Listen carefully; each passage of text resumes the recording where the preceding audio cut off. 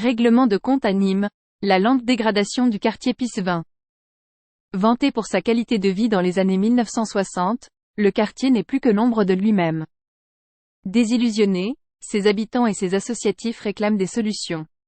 Pour descendre sur la dalle de Pissevin, au cœur du quartier populaire de Nîmes, il faut emprunter une langue de béton constellée de nids de poules. Bienvenue à la ZUP Sud, ses 15 000 habitants et son taux de pauvreté frôlant les 70%. La ZUP n'est située qu'à 10 minutes du centre-ville de Nîmes en voiture. Un monde les sépare pourtant. En une semaine, les règlements de compte ont fait 2 morts dans le quartier, un enfant de 10 ans, Fayed, le 21 août, et un jeune homme de 18 ans, le 23 août.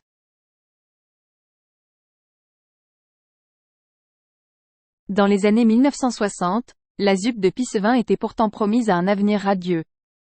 À l'époque, le quartier est attractif, les tours sont équipées du chauffage central et cernées d'espaces verts. Vanté comme le poumon de Nîmes, le quartier fonctionne comme une mini-ville autonome. Sur une séquence exhumée par l'INA, les journalistes de l'époque se félicitent que les ménagères de Pissevin n'aient plus à se rendre en ville pour faire leurs achats. En 1995, une cinquantaine d'agents de l'office HLM de Pissevin se mettent en arrêt de travail pour protester contre les violences dans le quartier. L'habitat se dégrade peu à peu malgré les alertes des résidents.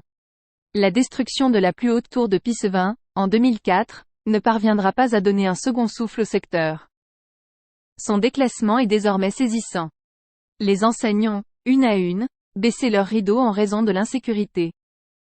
À force de se faire cambrioler, les commerçants sont partis, soupire un ancien habitant. Pour faire ses courses, Galerie Wagner, il ne reste que l'épicerie, à 2 pas du point de deal le plus lucratif de Pissevin. Le paquet de gâteaux, à l'épicerie, il est 2 fois plus cher qu'en grande surface, note Rania, mère de famille. Les ménagères se rendent donc désormais en ville. Si les habitants évoquent leurs difficultés sociales, ils n'ont pas de mots assez durs pour qualifier le trafic local. Leur rêve ? Faire leurs valises. On est prisonnier, déplore Rania. Quand on arrive ici, on ne peut plus en sortir. Juste de partir. Mais un appartement dans le privé avec plusieurs enfants, c'est 900 € par mois. Et il faut gagner 3 fois le loyer. À Pissevin, le prix du mètre carré est tombé à 20 ou 30 €. Quelques rues plus loin, dans le nouveau quartier Kennedy, le mètre carré est à 2000 €, indique Raouf Azouz, de 1000 couleurs. Celui qui vend son appartement 5 000 ou 10 000 €, où est-ce qu'il peut vivre après ? Point. À défaut de pouvoir vivre en centre-ville, Rania s'enorgueillit d'être parvenue à y inscrire ses filles, dans le privé. Depuis qu'un dealer a traversé la cour de l'école pour échapper à la police, elle ne se voyait pas les laisser à Pissevin. L'école en elle-même n'est pas en cause, précise-t-elle, le problème, c'est l'environnement. À Pissevin, les jeunes pointent du doigt ces opérations éclairs. Pour ceux que nous avons interrogés, les renforts policiers annoncés par le ministre de l'Intérieur, Gérald Darmanin, relèvent de l'affichage. De même que les prises de position d'élus locaux, qui n'ont pu répondre au point.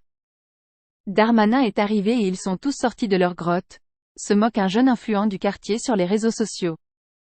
Car les habitants, désillusionnés, n'en sont pas à leur première visite de ministre ou de la compagnie de CRS 8. Lors de sa venue ce vendredi 25 août, Gérald Darmanin s'est déclaré ouvert à la demande du maire de Nîmes de rouvrir un commissariat à Pissevin. Une revendication évoquée dès 2020 par Raouf Azouz. L'associatif réclame désormais une table ronde entre élus, associatifs, habitants et pouvoirs publics pour mettre des idées en commun. Après la mort de Fayed, près de 400 familles de Pissevin ont demandé à l'office HLM leur mutation.